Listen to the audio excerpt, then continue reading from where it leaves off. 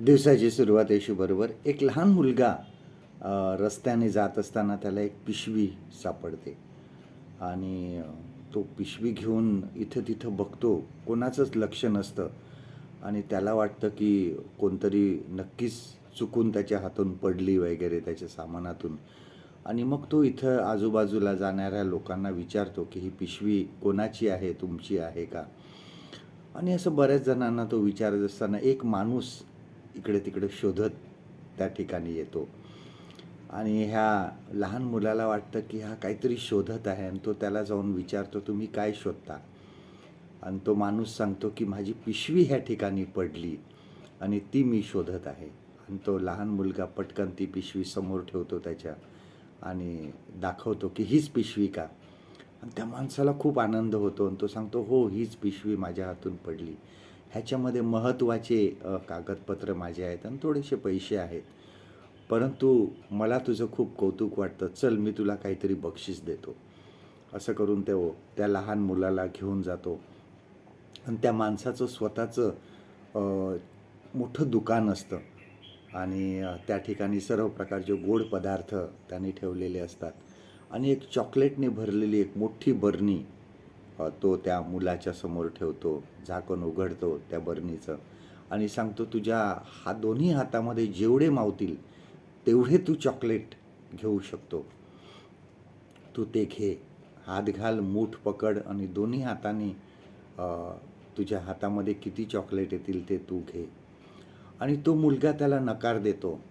तो सांगतो की नाही, मी घेणार नाही. आणि शेवटी तो दुकानदार स्वतः त्या बरणीमध्ये हात घालतो आणि आपले दोन्ही हातांनी त्या एक हात घालतो, ते चॉकलेट काढतो, परत दुसरा हात घालतो, परत चॉकलेट काढतो आणि ते मुलाला देतो. आणि मुलगा मग आपलं शर्ट ते पुढे करतो आणि त्याच्यामध्ये ते सगळे चॉकलेट तो घेतो. आणि एक माणूस बाजूला उभा असतो आणि तो त्या मुलाकडे बघत असतो आणि निघताना तो त्या मुलाला विचारतो की जेव्हा त्या दुकानदाराने तुला सांगितलं की तू ह्या बरणीमध्ये हात घाल आणि चॉकलेट घे, त्यावेळेस तू घेतले नाही चॉकलेट, परंतु ह्या दुकानदाराने स्वतःहून तुला हाताने दिले त्यावेळेस तू ते चॉकलेट घेतले, असं तू का केलं? आणि तो लहान मुलगा त्याला म्हटला की दुकानदाराने मला सांगितलं की माझी एक मूठ हात घाल, जेवढे चॉकलेट येतील दुसरी मूठ, दुसऱ्या हाताची मूठ टाक आतमध्ये आणि त्याच्यामध्ये मुठीमध्ये जे चॉकलेट येतील ते घे. परंतु मी लहान आहे आणि माझा हात तर लहान आहे, त्याच्यामुळे त्याच्यामध्ये किती घेऊन घेऊन मी किती चॉकलेट घेणार? म्हणून मी दुकानदारालाच सांगितलं तुम्ही द्या, कारण त्याचा हात मोठा आहे आणि तो जेव्हा बरणीमध्ये हात घालेल आणि चॉकलेट काढेल दोन्ही हाताने, त्यावेळेस मी काढण्यावर जेवढे चॉकलेट येतील त्याच्यापेक्षा जास्त चॉकलेट त्याच्या हातामध्ये येतील आणि म्हणून मी त्याला सांगितलं की तूच चॉकलेट दे. आपल्या जीवनाच्या बाबतीत बऱ्याचदा असं घडतं.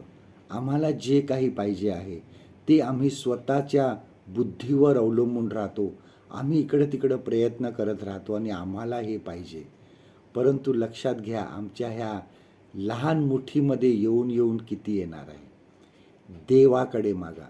देवाला सांगा, तू आम्हाला दे. तुझ्या आशीर्वादाने आम्हाला भरून टाक. आणि आपल्या देवावर जे काही आपल्या इच्छा आहेत मिळवण्याचा प्रयत्न करतो, हे सर्व देवावर सोपवा. आपल्या अपेक्षापेक्षा तो जास्त आणि योग्य ते आम्हाला देतो. आपल्या हातापेक्षा देवाचा हात मोठा आहे.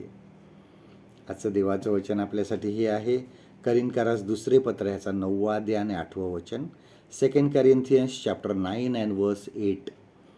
सर्व प्रकारची कृपा तुम्हावर विपुल होऊ देण्यास देव शक्तिमान आहे, यासाठी की तुम्हा सर्व गोष्टीत सगळा पुरवठा नेहमी होऊन प्रत्येक चांगल्या कामासाठी सर्व काही विपुल व्हावे.